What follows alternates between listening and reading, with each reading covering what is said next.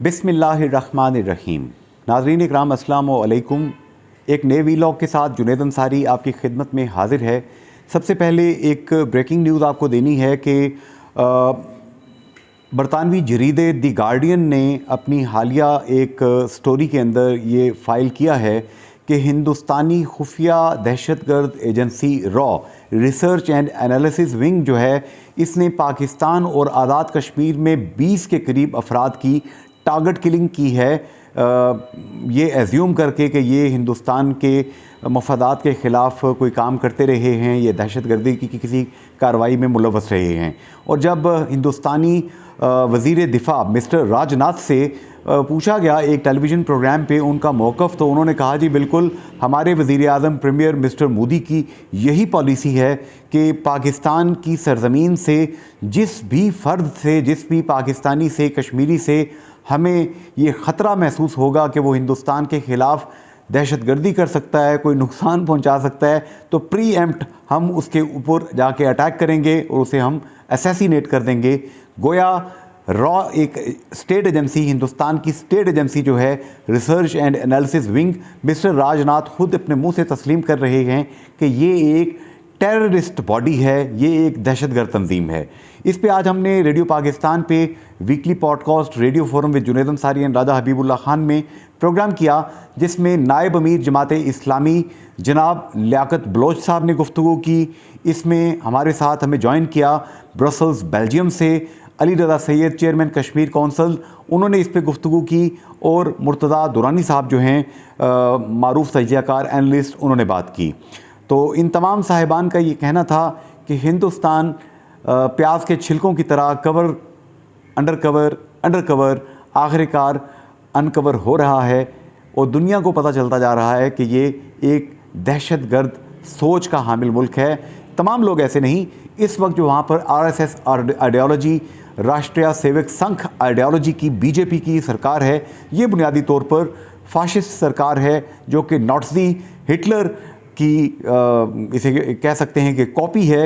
ये कहते हैं कि हम दुनिया में सबसे सुपीरियर हैं और ये थोड़ी सी माइनॉरिटी जो है ये चाहते हैं कि पूरी दुनिया के ऊपर हुक्मरानी करे। इस हवाले से इन्होंने डॉक्टर सैयद नज़ीर गिलानी साहब ने बहुत से पीस लिखे हैं, अली रज़ा सैयद साहब ने और लियाकत बलोच साहब ने ये चीज़ बताई कि कनाडा के अंदर इन्होंने जो कार्रवाई की थी वहाँ पर हरदीप सिंह और दीगर लोगों को, वहाँ पर खालिस्तान तहरीक के लोगों को निशाना बनाया था और कैनेडियन प्राइम मिनिस्टर ने पूरी दुनिया में इनको फिर नंगा किया था। कैनेडियन प्रेसिडेंट ने पूरी दुनिया में इनको नंगा किया था कि आप लोग जो हैं ये दहशतगर्द हैं, और पूरी दुनिया में हिंदुस्तान इस हवाले से काफ़ी हिफ़्फ़त का सामना करना पड़ा था। अब यहाँ पर मैं डॉक्टर सैयद नज़ीर गिलानी साहब का जो ड्राफ्ट जारी है, रिपोर्टाज जारी है, अगली किस्त Azad Kashmir police special branch की रिपोर्ट, मुखबर की शिकायत के पीछे हाथ, गिरफ्तार न करें, ज़ेर निगरानी रखें, 5 साल कैद और 15 कोड़े, सज़ाए मौत, वादी के सीनियर सहाफ़ी ने अदायगी की। हाड़ीगल ज़िला पुंछ के मारूफ घराने की उस शख्सियत से इस तरह की मुखबरी की उम्मीद क्या, इसके बारे में इस तरह की सोच भी एक गुनाह थी। एक पढ़ा लिखा और सफ़ेद पोश ये कार बद अंजाम दे चुका था। मैं सीनियर वज़ीर और वज़ीर इत्तलाआत राजा मुमताज़ हुसैन राठौर से उसकी माली इमदाद की मंजूरी ले चुका था। हफ्त रोज़ा इंसाफ के एडिटर मीर अज़ीज़ और हफ्त रोज़ा कशीर के एडिटर ख्वाजा अब्दुस्समद वानी और मेरे दरमियान ये बात तय हो चुकी थी कि हम मिलजुल कर बाहमी इमदाद से इस शख्सियत को रावलपिंडी में अखबारात और रिसालों की एक छोटी सी दुकान खोल कर देंगे। ये मेरे वहमो गुमान में भी ना था कि हालात इस तरह का रुख इख्तियार करेंगे। सहाफ़ती हलकों में उस दानश्वर की मुझ पर इस मेहरबानी की खबर ने इस तरह पैदा किया। मुजफ्फराबाद के बस अड्डे पर मेरे ससुर मीर नूरुद्दीन शाह अख्तर और जंग के नुमाइंदे ख्वाजा रशीद ने उसे पकड़ लिया और इस मुखबरी की वजह दरियाफ्त की। शुरू में वो बिल्कुल इनकारी हुए और इस शिकायत को बहतान करार दिया। मीर साहब, जिनका खुद ताल्लुक़ रेडियो पाकिस्तान और प्रोग्राम मेरे वतन से था, मुखबरी की फ़ोटोकॉपी साथ ले गए थे। जो ही मुखबर को इसकी सेक्रेटरी इत्तलात मेजर जनरल हबीबुर रहमान को भेजी गई चिट्ठी दिखाई गई, वो ढेर हो गए और अपने कार-ए-बद का एतराफ़ करते हुए कहा कि ये ख़त उसने वादी के एक सीनियर सहाफ़ी के कहने पर 300 रुपये के इवज़ लिखा था। वो बहुत शर्मिंदा था। وہ اپنی تحریر پر حکومت کے مختلف اداروں کے کومنٹس دیکھ کر اور بھی زچ ہوا۔ وزیر امور کشمیر جنرل فیض علی چشتی نے فائل پر اپنے نوٹ میں لکھا تھا I have met him and Colonel Hassan Khan of Gilgit in relation to elections in Azad Kashmir. Keep him under surveillance and don't arrest him. میں اسے نذیر گیلانی کو گلگت کے کرنل حسن خان کے ساتھ آزاد کشمیر میں انتخابات کے حوالے سے ملا ہوں، اس کی نگرانی کریں لیکن گرفتار نہ کریں۔ ہاڑی گھل پنچ کا یہ معتبر کار بد کر چکا تھا اور سرکار کے کئی متعلقہ ادارے اپنے اپنے انداز میں حرکت میں آ چکے تھے۔ آج کے مقابلے میں جنوری 1979 پتھر کا زمانہ تھا، سوشل میڈیا کی سہولت نہیں تھی، اس لیے سچ اخبار کے مذہب کی تصدیق ناممکن تھی۔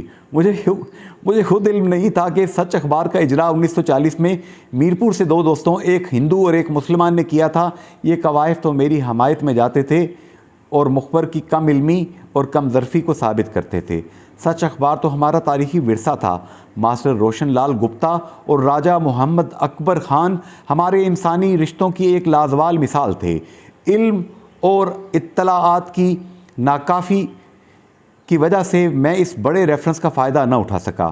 میرپور آزاد کشمیر سے بھی کوئی بزرگ دانشور سچ جموں کے مذہب اور دوسری معلومات لے کر سامنے نہ آیا۔ یہ لوگ خود اپنی تاریخ سے ناواقف تھے۔ میں حیران ہوں کہ عبدالخالق انصاری صاحب اور جسٹس عبدالمجید ملک صاحب بھی اس دانشور کی واردات کو چیلنج نہیں کر پائے، شاید اس لیے کہ یہ ساری کارروائی فائلوں اور دفتروں میں ہو رہی تھی۔ میں خود حیران تھا کہ اخبار سچ جموں اور ماسٹر روشن لال گپتا کو میری کتاب کشمیر کا وارث میں کیا دلچسپی تھی۔